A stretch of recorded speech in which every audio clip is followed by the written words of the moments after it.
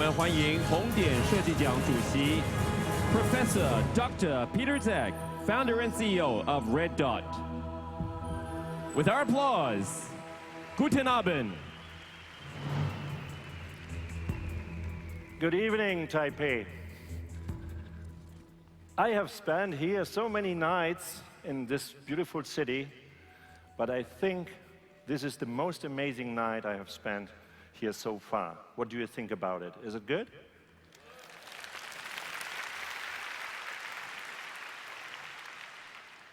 You know all that Taipei is this year the World Design Capital.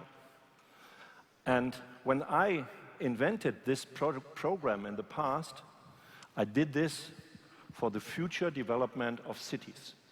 And I think that Taipei is the right place to be this year's World Design Capital. And this event shows that a design capital creates tremendous, fantastic events. Great, and I hope you will continue in the future, like this. Okay, because you are a World Design Capital, I guess that I was invited to share some ideas about the past, the present, and the future of design. And I was very amazed about that, what I heard before from the previous speakers, because they showed to you a completely different world as I have lived in so far, because I am a yesterday man. Sorry for that. I live and work in an old coal mine, and I run a museum which is the boiler house of this old coal mine. But in the museum, we can show some modern items. We show there over 2,000 design objects on 4,000 square meters. I'm surrounded by nice products, even flying objects like this gyrocopter. This is not a helicopter, it's a gyrocopter, so it behaves more like a plane. It's a lot of fun. And I believe in industrial values because I grew up with dirty environments, with chimneys, and of course with all these values of that kind of industrial design at that time. At the same time, I like design innovations, and I know you have a very strong bicycle industry here in Taiwan, so I really like what this industry does a lot. But I also like beautiful cars. I'm a yesterday man. I like the beautiful cars, and I grew up with movies and photography, with film and photography. Very boring at that time. Let's look at the future man. This could be one of our speakers before, maybe Daniel. And it could be also maybe my son. The future man does not want to own a car. Car sharing is enough, is completely enough. And streaming music is common, like streaming videos. It's not necessary to own them. And the future man lives in a social media world. Sorry, I have no Facebook account.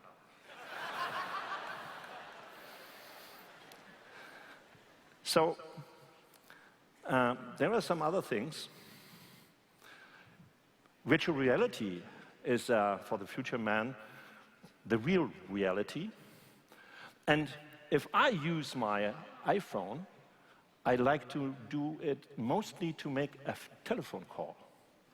The future man plays games and is, in the social network. So he makes a totally complete different use out of the same product. Yes, so if we compare the situation, so the yesterday man is banded to the industrial age and behaves mainly like a consumer. The future man stands for the digital age and behaves mainly as a user. So for the consumer, it is very important to own and wonderful car. For the future man, it's just enough to pay for the driven kilometers. And it is not even exciting for him to drive the car himself. So he lets drive the car.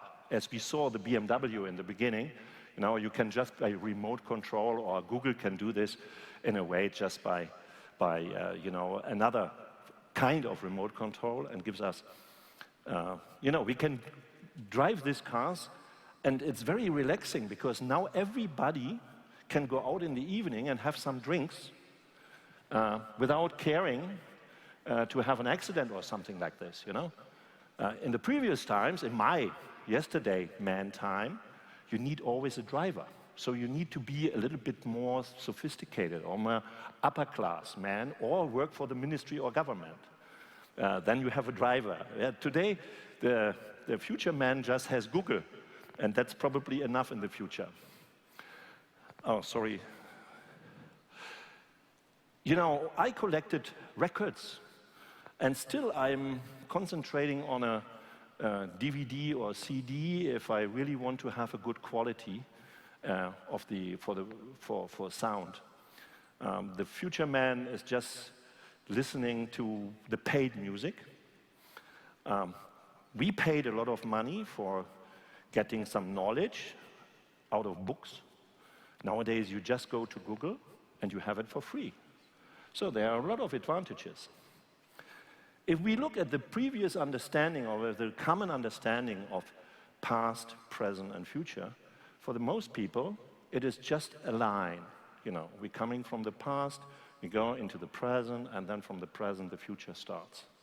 This is very common in our thinking. And when I was invited for this conference, they asked me, please share some ideas of past and especially the future of design. In one of the movies or commercials, we listened to that part that says that the future is not ours to see. And that's right. We cannot predict the future, and I cannot do this as well with you in design. So what we only can do is we can think about it, how the future could be or could like. And we can do this because, in my understanding, the past and the future are directly connected in the present. They are overlapping.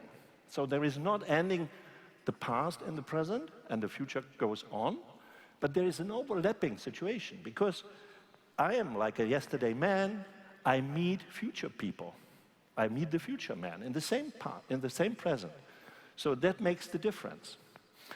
And if we have a look to that, we can realize that our past is very strongly driven by culture and traditions. And even in the past, new technologies were once very advanced. For example, when I traveled to Paris and I arrived there in this Charles de Gaulle airport, if you look at the buildings with all these escalators going from one side to the other, I always think, hey, this must have been the future of the past. This was the way the people at that time thought that the future should look like. But if we look really to the future, we can see, and we listened to this in the presentations before, the future is always driven by new technology. New technology drives it, And it's also design, if we talk about design innovations, also design innovations are driven by mainly new technology, new materials, new processes, new possibilities. That makes the difference. But I'm always asked, what does that mean for design when we talk about the future? I think there is something in general that is valid for design if we talk about design quality. And I have 4 qualities in design. The first quality is function. No matter we look at the past products or we look to future products, function is always the most important thing. If it does not work, then it doesn't make sense. Secondly, is seduction. You must be seduced by a new product. You must be seduced by a new movie. You must be seduced in the future as well as we have been seduced in the past. Otherwise, we don't want to buy the product. This is very important. The next point is the quality of use or usability. And use is not the same as function. You know, function is on the side of the product. Use is on the side of the human beings, of the user. So it's a kind of an interface between the product and the user. And usability can be sometimes very complicated and sometimes very easy. I give you an example with the iPhone. You know, before the iPhone, we had smartphones already, but they were very hardly to use. The keyboard in the BlackBerries was very, very inconvenient. You know, very inconvenient. And we have already bad thumbs from doing all this, and problems with our eyes, you know. So Apple changed the world by better usability. This was the main success of the iPhone. Finally, and this is very important also for the question of virtual reality, we have to show some responsibility, and not just for our environment, we have to show social and cultural responsibility. So if we talk about new social networks, I think we also have always to think about the responsibility to children, to younger people, also to older people. This is one part of it. So these four things will also last in the future. Going now to some products. It was a revolution in the 19th century, the tonnet chair. And the chair was based on a new technology to bend wood. Nowadays, the chair you can download from the internet. The right chair is just an internet chair that you can print in a 3D printer. So you only have to pay for the 3D printer, but not for the design of the chair in the internet. It's for free from the designer. Here are some icons of the past, and I read just on the plane in the magazine that these items are very often copied because they are good bestsellers. The people like to copy the success of the past, you know? These things, the future icons, are at the moment not really copied. They develop a new point of view. And in our competition, the Red Dot Design Award, I can see that we shift also from an industrial design competition to a digital design competition, from yesterday to the future, because all these products I showed you here are all awarded with the Red Dot Design Award. For example, these Googles, and they open up new possibilities also in manufacturing, not just in entertaining. This is a totally new world that opens up for us.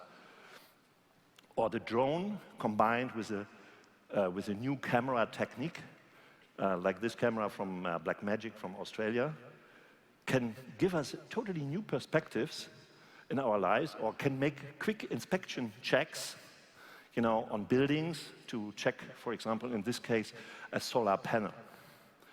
But also can show us, this is not virtual reality, what you see here. This is real reality, just taken with a drone and a camera, and it is magnificent to see pictures like this that we could not see before in this way. Possible are all these things with this kind of 360-degree cameras, and here are also two 360-degree cameras, but this don't have a red dot, sorry. Sorry. Yeah, maybe you try. I don't know who produced that, but you know, you have to compete with the Nokia one with the red dot. But also in our homes, we have the possibility in the future to combine our regular life, our real life, with digital technology. Companies, for example, like Philips, works a lot on these new possibilities.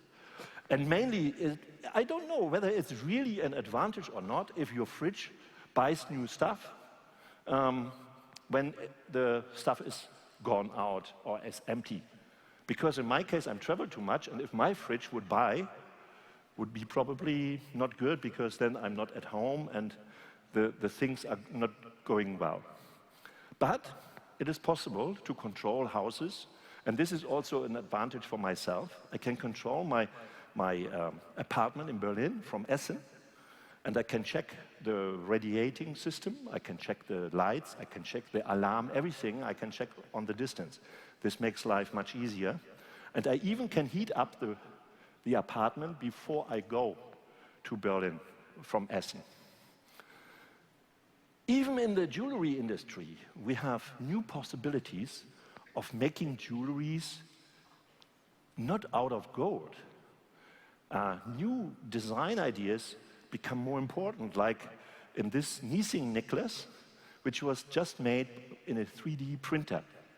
So it's a new possibility of doing things, like this orthesis, which was made in a 3D printer, and it could be done very quickly, adjusting to your arm, so it gives a lot of new possibilities. And also cars can be done as in the 3D printer, but the design is different, I think. It looks more like a toy than like a nice Porsche or a Ferrari. So this is definitely not a car for a yesterday man. It's a car for the future man, maybe. But this bus I like very much. You know, is without a driver, is the same company who produced the car, and it's also a 3D printed self-driving minibus. Has a nice name, Olli, and Olli drives you without a driver in a safe way. This is completely new. And of course, these future cars have to be examined, and they have to be controlled and checked.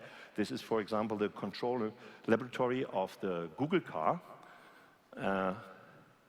And in the future, we will have also guys like him who will help us at home. It's a funny robot, was also awarded in the Red Dot Design Award. I like this guy very much, but I like even better his colleague, you know. It's much better. I'm so lonely sometimes. But this lady makes you more happy that she can join you to the restaurant. And the good thing is, it's a computer. And the first thing what I learned from my teacher in the school, when we started to like to understand the computers, he always said, boys and girls, remember, a computer is always an idiot. Computer is an idiot. The computer cannot be intelligent. It's always the intelligence of human beings behind it. It's not the computer. Even in the virtual reality, it's not.